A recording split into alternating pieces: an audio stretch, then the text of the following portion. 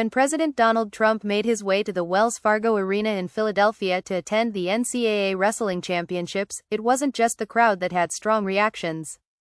Penn State wrestlers, preparing for what could be their fourth straight national championship, took the opportunity to share their thoughts on the presence of such a high-profile guest.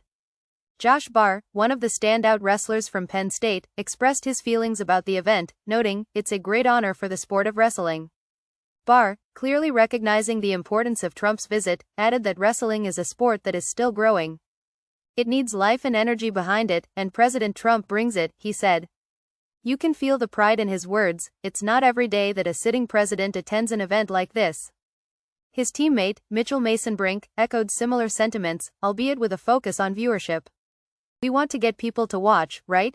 We want people to funnel, not just money, but people's time," he said. For Mason-Brink, regardless of political affiliation, the fact that the president was there could only help bring more attention to the sport. Democrat or Republican, whoever it is, it's the president of the United States. The leader of the free world at our wrestling event is really cool when you think about it that way. And, let's be honest, it is pretty cool when you put it like that, isn't it? A major political figure showing support for athletes at the peak of their sport can only help in terms of recognition and exposure. Even Trump himself took a moment to share his thoughts. Speaking from outside the White House on the same day as his attendance, he expressed, "We're going to the big fight. The reason I'm going is in Philadelphia. They have the NCAA, World Wrestling for College."